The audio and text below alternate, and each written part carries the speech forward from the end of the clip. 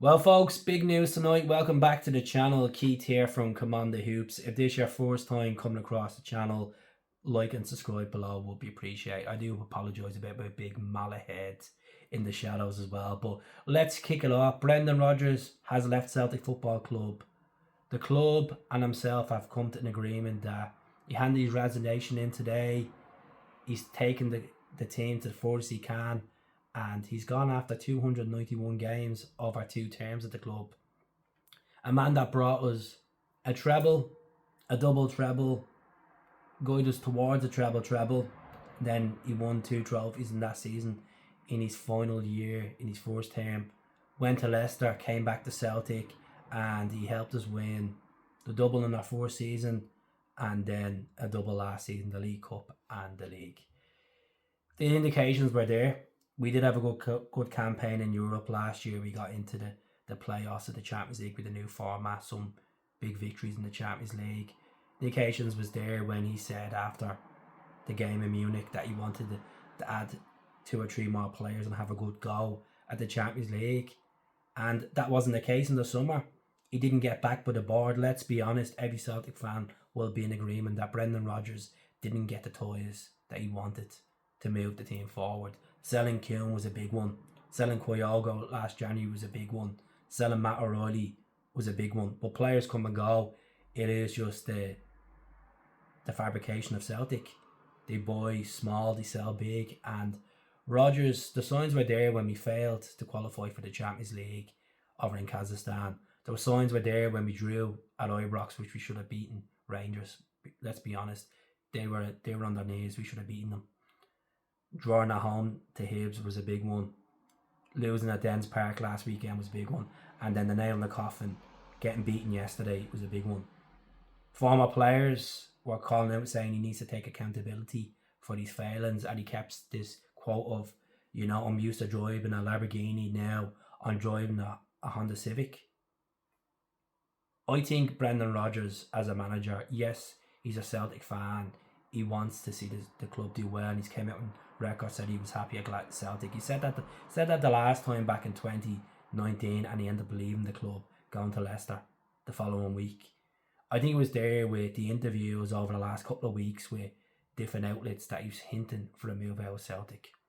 There was politics between him and the board that he wasn't backed, and he said he wasn't the man to maintain the squad, and it's proven. It's proven that I think Brendan Rodgers done the best he could with Celtic. The signs were there from last season, where we were dipping in performances last January. We got over the line, we won the league at Tannadice, but the football has not been comprehensive to the level that he was in his first term at Celtic.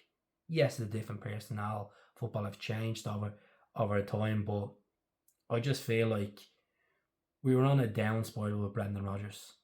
I don't think the players that he took, the squad he inherited, some of the players that he took over from Ange's squad couldn't get his style of football, couldn't be at them levels they once were, like Rio Atate, like when Kyogo was there as well. Matt O'Reilly did accelerate under him. Maeda did accelerate under him as well, especially last season. But this season, there's been a lot going on in the background, especially with the politics of the board, the fans being divided on certain things as well. But look, I wish Brendan the very best. At the end of the day, I appreciate the moments that he's brought us. There's been more good moments than bad moments, but the time was there that the football hasn't been eye-catching. It hasn't been interesting to watch. We love our club, but when you're sitting there and you're watching Cameron Carter-Vickers and Liam Scales have majority to passing in the game, then your players not getting the ammunition, the final third to, find that golden spark to get the goal. It's just shown that 2025 for Celtic hasn't been comprehensive.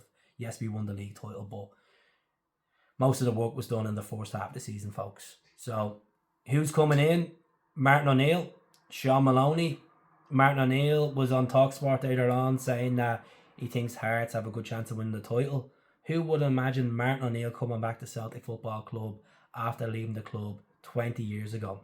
20 years ago, he's come back to the club. He's going to be back in that dugout like the old days and he's gonna have Sean Maloney. Which Sean Maloney's been working alongside the club. He's been in the club for the last year or so.